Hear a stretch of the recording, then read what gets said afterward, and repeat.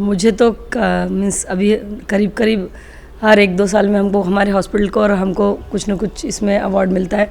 Specially piles में ही हमको ज़्यादा अवार्ड्स मिले हुए हैं। तो मुझे जैसे कि एक वुमेन अचीवर्स अवार्ड मिला है, वॉल ऑफ फेम में एक अवार्ड मिला है, और एक दिल्ली में एक अवार्ड मिला था बेस्ट पाइल्स हॉस्पिटल करके, और एक वुमेंस डे पे स्पेशल मुझे बेस्ट फीमेल सर्जन का एक अवार्ड मिला हुआ है। और उसके अलावा और कई अवार्ड्स मिले हैं मुझे, अभी तो मुझे याद नहीं इतना, लेकिन हॉस्पिटल मीन्स इतने सालों से जो हम स्पेशली इसी फील्ड में काम कर रहे हैं उसको देखते हुए हमारा एप्रिसिएशन हमको अच्छा मिला है इसमें। मैडम मुझे एक बात बताइए कि जैसा एनल रीजन में कितना ये एनल रीजन में कौन कौन सी बीमारियां होती है, उसके साधारण से लक्षण क्या रहते हैं? हाँ, एनल रीजन में होने वाली सबसे इम्पॉर्टेंट तो मैं आपको बताना चाहूँगी कि पाइल्स, जिसको हम लोग बोलते हैं एनल रीजन में होने वाली बीमारी को कॉमनली लोग बोलते हैं पाइल्स, और पाइल्स एक लाइफस्टाइल डिसऑर्डर है। एनल रीजन में होने वाली सबसे कॉमनेस्ट बीमारियाँ हैं पाइल्स, फिशर और फिस्चुला, ये सबसे कॉमनली होती है। उसके अलावा मैं आपको बताना चाहूँगी कि जो पाइल्स जो वर्ड लोग बोलते हैं, एक ये कॉमन टर्मिनोलॉजी है हीमोरॉयड के लिए। हीमोरॉयड यानी गुदे मार्ग में होने वाले मस्से, तो वो इस कारण से होते हैं कि अगर किसी का डाइजेस्टिव सिस्टम सही नहीं है, या फिर कोई उसको बार बार मोशंस के प्रॉब्लम्स हो रहे हैं, स्ट्रेनिंग करना पड़ रहा है, ज़ोर लगाना पड़ रहा है, मोशंस प्रॉपर नहीं हो रहे, या ज़्यादा बार जाना पड़ रहा है, या हार्ड मोशन हो रहे, तो ऐसे लोगों को पाइल्स की बीमारी होने के चांसेस होते हैं। उसके अलावा पुरुषों में ड्रिंकिंग, स्मोकिंग, ये भी एक कॉज है पाइल्स होने का। और पाइल्स का सबसे महत्वपूर्ण लक्षण यानी जो हीमोरॉयड का अगर हम लक्षण बोलेंगे तो उसमें ब्लीडिंग सबसे प्राइम उसका लक्षण है कि पेशेंट को बीच बीच में ब्लीडिंग होते रहता है। दूसरा, उसको इंटरमिटेंटली वहाँ ईचिंग रह सकता है, यानी खुजली हो सकती है थोड़ी। और उसके अलावा अगर हीमोरॉइड्स ज़्यादा बड़े हो जाए तो उसमें उनको जलन भी हो सकती है अगर मोशन घिस के आए तो। साधारणतः हीमोरॉइड्स ये 3 ग्रेड में होते हैं। हीमोरॉइड के 3 ग्रेडेशंस होते हैं। कॉमनली हीमोरॉइड 2 टाइप्स के रहते हैं, इंटरनल हीमोरॉइड और एक्सटर्नल हीमोरॉइड। एक्सटर्नल हीमोरॉइड तो एक्सटर्नली आने वाली जो ब्लड वेसल्स है उस पर स्ट्रेनिंग होने के कारण जो मस्से बन जाते हैं, जो एनगॉर्जमेंट होती है, उसको हम बोलते हैं एक्सटर्नल हीमोरॉइड। और जो इंटरनल हीमोरॉइड्स है, इंटरनल हीमोरॉइड में ग्रेडेशंस होते हैं, grade 1, grade 2, grade 3, grade 4। Normally grade 1 के हीमोरॉइड में पेशेंट को कोई प्रॉब्लम नहीं होता है, वो यूजुअली ट्रेनिंग के कारण उसको बन जाता है, लेकिन वो एकदम प्राइमरी स्टेज होती है, इसमें कोई कॉम्प्लिकेशंस पेशेंट को नहीं होते। लेकिन जैसे जैसे वो हीमोरॉइड ग्रेड 2 में जाने लगते तो पेशेंट को थोड़ा बहुत बर्निंग हो सकता, और कभी हार्ड मोशन होने के कारण उसको उसमें से ब्लीडिंग भी हो सकता है इंजरी के कारण। ग्रेड 3 एक ऐसा स्टेज है जिसमें हीमोरॉइड पेशेंट को मोशन करते समय बाहर आ सकते हैं, ज़ोर लगाने के कारण थोड़े बाहर आते और फिर अपने आप अंदर चले जाते, कभी कभी रुक जाते और उनको प्रेस भी करना पड़ता है अंदर। तो ये हो गया है ग्रेड 3। ग्रेड 4 में ऐसा है कि ग्रेड 4 में हीमोरॉइड कम्प्लीटली बाहर आ जाते हैं और बाहर ही रुक जाते हैं। कभी कभी मैनुअल रिडक्शन से वो अंदर जाते हैं, अदरवाइज़ कभी कभी अगर उसमें कॉम्प्लिकेशन आ गए तो वो अंदर भी नहीं जाते, और ऐसे में पेशेंट का बैठना भी मुश्किल हो जाता है।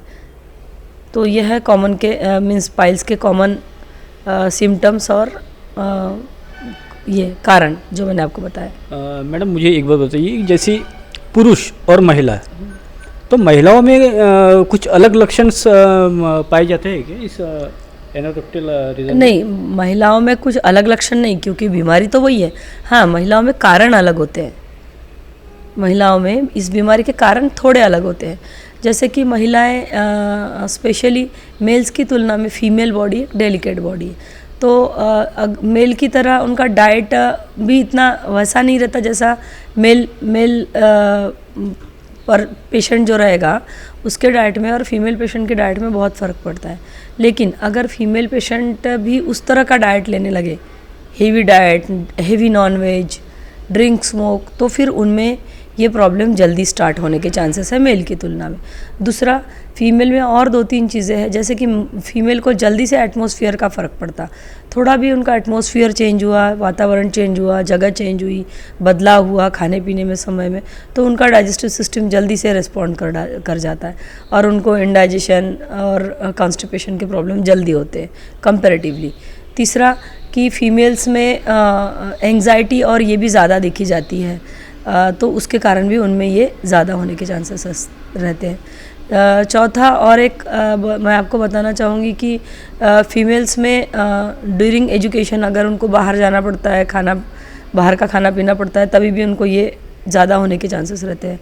और उसके अलावा 2 ऐसे स्टेजेस है जो मेल्स में नहीं आपको रहेंगे, जो कारण मैं बता रही अभी कि मैरिजेस में कोई भी मेल फीमेल के घर में नहीं जाएगा, कोई भी मीन्स वुमन को ही जाना, मीन्स लड़की को ही जाना पड़ता है शादी होके दूसरे घर। तो जब वो दूसरी फैमिली में जाती है तो उसको दूसरी फैमिली में एडजस्ट करना पड़ता है। तो दूसरी फैमिली में जब जाती है तो उसका पूरा एटमॉस्फेयर चेंज होता है, खाना पीना, खाने का रूटीन, खाने के तरीके, इवन फूड्स, खाने बनाने के तरीके, तो उसका टोटल डाइट, एटमॉस्फेयर, माइंडसेट सब कुछ चेंज हो जाता है। इवन उसका टाइमिंग्स भी चेंज होता है। जैसे अपने घर में वो 7 बजे खा रही होगी खाना, तो वहाँ जाके उसको 9 बजे खाना पड़ रहा है। और भी बहुत सारी जिम्मेदारी, एंग्जाइटी, सभी चीज़ें होती। तो पोस्ट मैरिजेस भी बहुत सारे लोगों में पाइल्स इमीडिएटली आफ्टर मैरिज देखा जाता है। तो कई बार उनको ऐसा ब्लेम भी किया जाता है, ये तो आपको पहले से ही होगा, आपने तो बताया ही नहीं है हमको। तो ऐसा नहीं है, एटमॉस्फेयर चेंज हुआ, उनकी सिचुएशंस चेंज हुई, हार्मोनल चेंजेस हुए, शादी के बाद बहुत सारे चेंजेस बॉडी में भी होते हैं। और फीमेल में तो एटमॉस्फेयर भी चेंज हुआ, घर ही चेंज हुआ, फैमिली चेंज हो गई, माता पिता छूट गए, सब कुछ छूट गया। तो ऐसे में तो उनको पाइल्स होने के बहुत चांसेस रहते हैं। तो इस चीज़ को लोगों को समझना बहुत ज़्यादा ज़रूरी है। तो ये एक सिचुएशन है। दूसरी कि जब प्रेगनेंसी रहती है, जैसे कि अभी मैंने बताया फैमिली चेंज हुई, सब चेंज हुआ, सिचुएशन चेंज हुई, तो पाइल्स का प्रॉब्लम चालू हो सकता है फीमेल्स में। सेम ड्यूरिंग प्रेगनेंसी पूरा 9 महीने का प्रेगनेंसी टाइम रहता है, जिसमें 3 ट्राइमेस्टर रहते हैं, first trimester, second trimester, third trimester. तीनों ट्राइमेस्टर में सिचुएशंस बॉडी की एकदम अलग अलग चेंज होने लगती है। पहले ट्राइमेस्टर में पेशेंट को नौशा वॉमिटिंग के कारण कॉन्स्टिपेशन होता है, सेकेंड ट्राइमेस्टर में उनको आयरन कैल्शियम्स वगैरह जो स्टार्ट हो जाता है उसके कारण कॉन्स्टिपेशन हो जाता है, और थर्ड ट्राइमेस्टर में यूट्राइन साइज़ बढ़ जाने के कारण एनोरेक्टल रीजन जो है वो कॉम्प्रेस होता है यूट्रस साइज़ बढ़ने के कारण, तब उस समय भी पेशेंट को स्ट्रेनिंग करना पड़ता है। ये तीनों सिचुएशन में पेशेंट को बार बार कॉन्स्टिपेशन होके या फिर स्ट्रेनिंग के कारण पाइल्स और फिशर्स के प्रॉब्लम होने के चांसेस बहुत ज़्यादा बढ़ जाते हैं। सेम आफ्टर डिलीवरी जब लैक्टेशन चलता है, जैसे फीडिंग के लिए जब बच्चों को दूध पिलाती है माँ, उस समय भी उसको पाइल्स फिर से होने के चांसेस रहते हैं, क्योंकि उसको ऑलरेडी कैल्शियम चलते रहता है और उसके बॉडी से 1 से 1.5 लीटर फ्लूइड लॉस एक्स्ट्रा होता है फीडिंग इसके कारण, मिल्क सिक्रेशन के कारण, तो जो कि वो फुलफिल नहीं किया जाता। उसके अलावा लोग पोस्ट डिलीवरी अगर सीज़र हुआ है तो फीमेल को पानी कम पीने बोलते कि नहीं पानी मत पियो, पेट छूट जाएगा। ये रॉन्ग कंसेप्ट है। मैं अब इस बात पे फोकस करना चाहूँगी कि ये एक रॉन्ग कंसेप्ट है कि प्रेगनेंसी डिलीवरी के बाद पानी ज़्यादा नहीं पीना चाहिए, उल्टा बहुत ज़्यादा से ज़्यादा पानी पीना चाहिए, क्योंकि लैक्टेशन में जो उनका 1.5 लीटर फ्लूइड लॉस हो रहा है वो, और उनकी खुद की 3 लीटर की रिक्वायरमेंट है, ऐसे 3.5 से 4 लीटर पानी बहुत ही ज़्यादा ज़रूरी है। वो पूरा ना होने के कारण भी लैक्टेशन के दौरान लोगों को पाइल्स के प्रॉब्लम्स होते हैं। ये सब एकदम प्राइम मैंने आपको चीज़ें बता दी। उसके अलावा menopause, during pre menopausal syndrome और पोस्ट मेनोपॉजल सिंड्रोम में भी पेशेंट के, फीमेल पेशेंट्स के बॉडी में हार्मोनल चेंजेस होकर उनको पाइल्स के प्रॉब्लम्स होने लगते हैं। और प्रेगनेंसी डिलीवरी में अगर उनको थोड़ा बहुत हुआ रहा होगा तो इस दौरान उनका पाइल्स बहुत ज़्यादा बढ़ जाता है। इस समय बहुत अच्छे से प्रिकॉशन लेके उनका पूरा, अगर उस दौरान प्रॉपर ट्रीटमेंट नहीं किया गया है तो कम से कम इस समय उनका प्रॉपर चेकअप और प्रॉपर ट्रीटमेंट करना बहुत ज़्यादा ज़रूरी होता है, क्योंकि ये उनका एक्सट्रीम सिचुएशन होता है ड्यूरिंग मेनोपॉज। हीमोरॉइड में जो लक्षण होते हैं वो पुरुष और महिलाओं में कुछ अलग तरह के, महिलाओं में कुछ अलग तरह से लक्षण पाए जाते हैं क्या इसमें? नहीं, ऐसा तो नहीं है कि दोनों में लक्षण एकदम अलग है। हाँ, हीमोरॉइड साइज़ थोड़ा फीमेल में छोटा रह सकता है। और मेल्स में काफ़ी बड़े हीमोरॉइड्स हमने आज तक की प्रैक्टिस में हमने देखे कि बहुत बड़े बड़े हीमोरॉइड्स हमने मेल पेशेंट में ही ज़्यादा देखे। मोस्ट प्रोबेबली वो ब्लड वेसल साइज़ के वजह से हो सकते हैं, और उनका स्ट्रेनिंग भी ज़्यादा रहता है, और उनका फूड और हैबिट्स भी अलग रहती है, और उनकी मसल टोन्स भी अलग रहते हैं। मोस्ट प्रोबेबली इसके वजह से ऐसा हो सकता है, बाकी डिफरेंस ऐसा कुछ डिसीज़ में नहीं रहेगा। हेमोरॉइड्स की जांच किस तरह से की जाती है? हीमोरॉइड की जांच पाइल्स का नॉर्मली जब पेशेंट आता है हमारे घर पर हम पर रेक्टल एग्जामिनेशन करते हैं। फिंगर से पहले असेस कर लेते हैं कि एनल कैनल में कुछ है क्या, पेशेंट को पेन कहाँ है, कितना पेन है, कितना स्पाज़म है, ये पीआर डिजिटल एग्जामिनेशन से हो जाता है। उसके अलावा हम फिर पेशेंट को प्रोक्टोस्कोपी करते हैं, उसमें कुछ प्राइमरी हमको कुछ दिखना हो तो दिख जाता है। उसके अलावा अगर हमको लगता है कि पेशेंट को डेप्थ में कुछ है तो हम उनका एक वीडियो एंडोस्कोपी करके टेस्ट करते हैं, जिसमें 99.9% डिसीजेज़ लोअर रेक्टम से लेके एनल कैनल के मैक्सिमम हमको डिसीजेस बहुत ही क्लियरली स्क्रीन पे व्यू हो जाते हैं, जिसमें पाइल्स, फिशर, फिस्चुला, अगर पॉलिप्स, पैपिला कुछ भी रहेगा। इवन लोअर रेक्टम में अगर पेशेंट को सीए यानी कि कैंसर के भी गठाने हो तो भी हमको वो दिख सकती है। उसके अलावा अल्सरेटिव कोलाइटिस अगर रहा तो उसमें हमको उसका रिफ्लेक्शन हमको एनल कैनल में दिखेगा, यानी कि प्रोक्टाइटिस रहेगा पेशेंट में, ये भी हमको कहते हैं ये वीडियो एंडोस्कोपी में बहुत ही अच्छी तरह से दिखाई देता है। ये बहुत ही इम्पॉर्टेंट इन्वेस्टिगेशन है जो करना ही चाहिए पेशेंट ने, अगर क्योंकि ज़्यादा हो गया तब करना है ऐसा नहीं, जितना जल्दी करेंगे उतना उनका फ़ायदा है। एकदम इनिशियल स्टेज में अगर हमको सारी डिसीजेस दिख जाती है तो पेशेंट दवाई से बहुत अच्छी से ट्रीट हो सकता है। इसलिए ये इन्वेस्टिगेशन बहुत बहुत इम्पॉर्टेंट है जो मैंने आपको बताया, anorectal video endoscopy, it's very very important. इसकी जो उपचार पद्धति है किस तरह से होती है, इसकी उपचार कैसे? इसकी उपचार पद्धति साधारणतः हमारे हॉस्पिटल का जो आज तक का नियम रहा है, जो हमने बनाया है कि ये एक लाइफस्टाइल डिसऑर्डर होने के कारण, और जैसे कि मैंने अभी आपको बताया कि फीमेल्स में ये बार बार होता है, तो क्या ये पॉसिबल है कि आप हर 2 साल में सर्जरी करेंगे? पॉसिबल नहीं ना। तो बार बार सर्जरी करना पॉसिबल नहीं है, इसलिए हम मेडिसिन का ऑप्शन देते हैं पेशेंट को। Medicine is the best option ever. हर कोई यही बोलता है surgery is the last option. Surgery वो ऑप्शन है जब मेडिसिन से कुछ भी नहीं हो रहा, then and then only we should go for the surgery. क्योंकि सर्जरी क्या, सर्जरी में आपको एनेस्थीसिया में जाना है, एडमिट रहना है, उसके बाद आपके बॉडी में सर्जिकली हम कट करेंगे, ये सब करेंगे। तो अगर छोटी छोटी चीज़ें हो रही है, माइनर चीज़ें हो रही है जो फ़िलहाल मेडिसिन से ठीक हो सकती है, तो medicine is the best option. और दूसरी बात मैं आपको बताना चाहूँगी कि सभी पैथीज़ में ये पाइल्स की जो ट्रीटमेंट होती है वो सिम्टोमेटिक होती है। इमरजेंसी में आप कोई भी ट्रीटमेंट ले सकते हैं, आप चाहे तो होम्योपैथिक ले लो, चाहे आप एलोपैथी ले लो, बट अगर आपको लगता है कि मेडिसिन से आपको ठीक होना है, वो अगर हीमोरॉइड बन गया है, जैसे सपोज मैंने आपको बोला कि आपको ग्रेड 1 ग्रेड 2 हीमोरॉइड है, तो ये आपका एलोपैथी या होम्योपैथिक में ठीक नहीं होगा। आपका सिर्फ कॉन्स्टिपेशन ठीक होगा, इसमें पेन ठीक होगा, आपका सिर्फ ब्लीडिंग कम होगा टेम्पररी, बट हीमोरॉइड जाएगा तभी ये सारे सिम्टम बार बार नहीं होंगे ना। तो हीमोरॉइड जाने के लिए आयुर्वेदिक ट्रीटमेंट ही बेस्ट है। हीमोरॉइड का साइज़ ही कम कर देता है आयुर्वेदिक ट्रीटमेंट। अगर ग्रेड 1 में हो तो पूरा नील हो जाएगा, ग्रेड 2 में हो तो ग्रेड 1 से भी नीचे चला जाएगा, ग्रेड 3 में हो तो भी ग्रेड 2 के नीचे चले जाओगे। अगर सपोज़ आपको 2-3 साल सर्जरी नहीं करना है, या फिर आप टीचर हो, आपका जस्ट सेशन स्टार्ट हुआ है और आपका भी पाइल्स का प्रॉब्लम हो रहा है और आपको लगता है कि नहीं मैं बीच में छुट्टी नहीं ले पाऊंगा, तो आप पूरा 1 साल, 1.5 साल, 2 साल, कई बार तो पेशेंट अगर ट्रीटमेंट प्रॉपरली ले ले तो जो किसी डॉक्टर ने उसको सर्जरी बता दिया है, तो मेरे ऐसे कई पेशेंट है कि जो मेडिसिन से 3-3, 4-4 साल उनको सर्जरी की ज़रूरत नहीं पड़ी। तो ये बहुत बड़ी अचीवमेंट है। जैसे फॉर एग्जांपल मैं आपको बताऊंगी कि अगर आज कोई पेशेंट मेरे पास आता है और बोलता है कि हमको डॉक्टर ने बताया कि सर्जरी कर लो, आपको तकलीफ़ ज़्यादा है, तो और मैं बोलती हूँ उनको कि नहीं आप फ़िलहाल सर्जरी मत करो, मेडिसिन ले लो।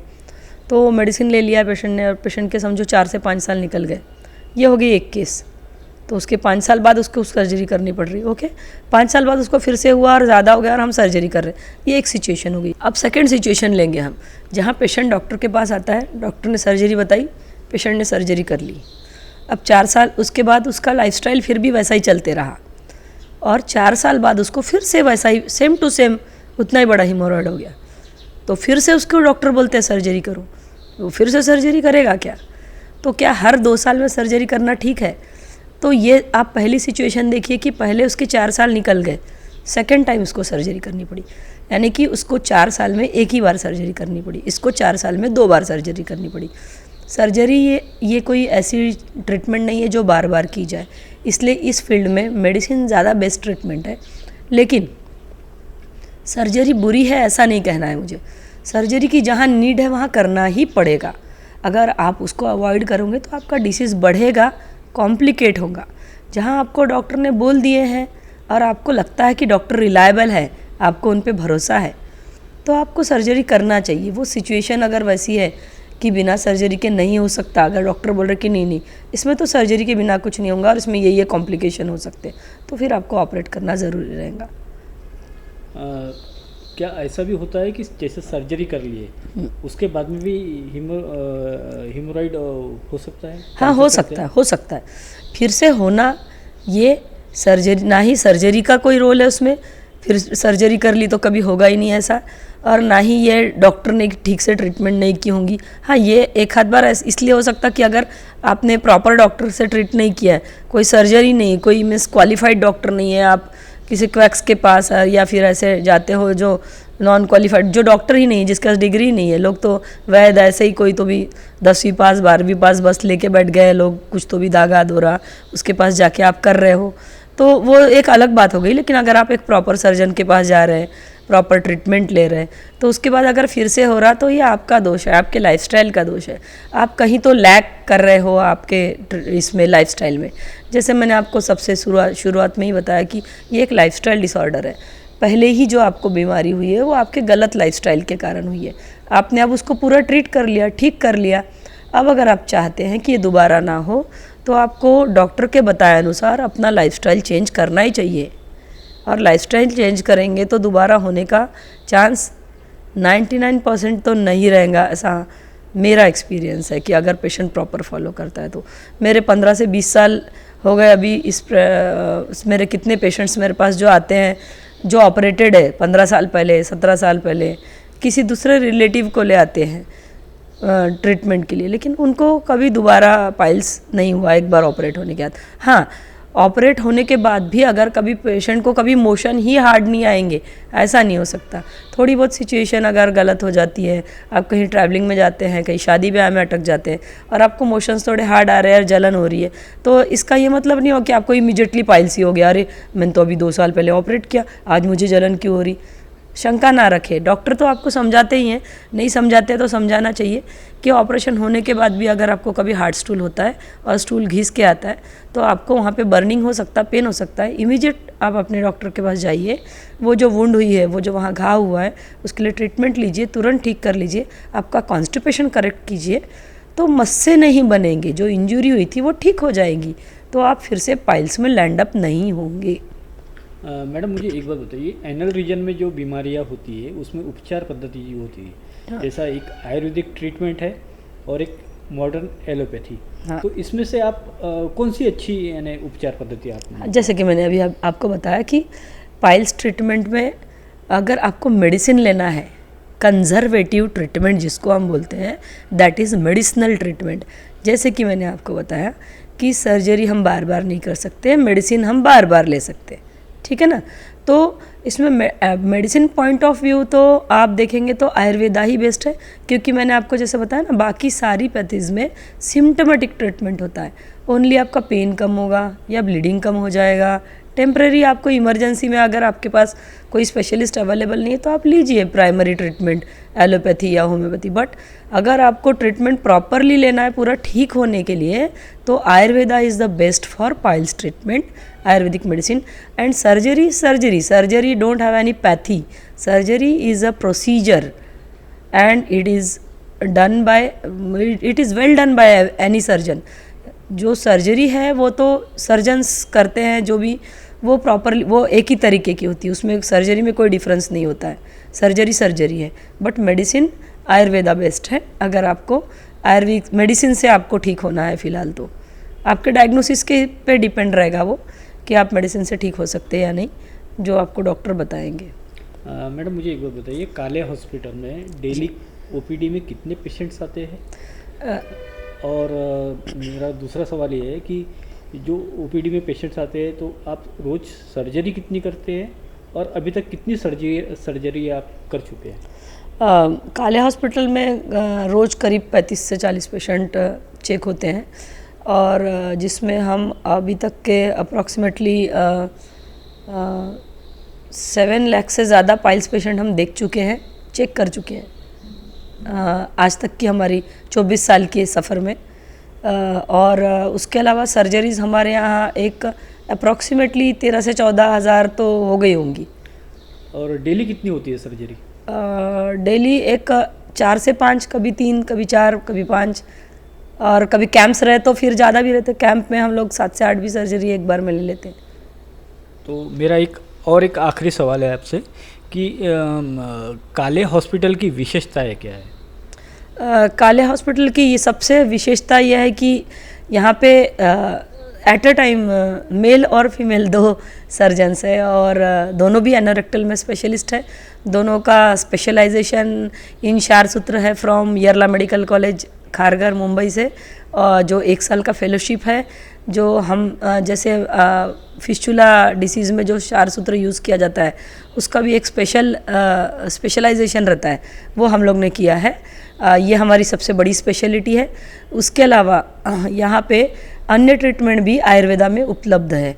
और सबसे इम्पॉर्टेंट मैं बात बता पाऊँगी कि हम यहाँ की स्पेशलिटी यह है कि जहाँ अगर पेशेंट को सर्जरी की ज़रूरत नहीं है तो हम पेशेंट को कभी सर्जरी एडवाइस नहीं करते, उनको मेडिसिन के लिए ही कन्विंस करते हैं। पेशेंट अगर बहुत दर्द में आके फ्रस्ट्रेट होके बोल भी दे कि हमको सर्जरी कर ले, कई बार एक्यूट फिशर एक ऐसी कंडीशन है जिसमें पेशेंट को बहुत पेन होता है और पेशेंट बोलता है कि नहीं कुछ भी करो डॉक्टर साहब, बस आप ऑपरेशन कर दो चलेगा मुझे, लेकिन मेरा पेन कम होना चाहिए।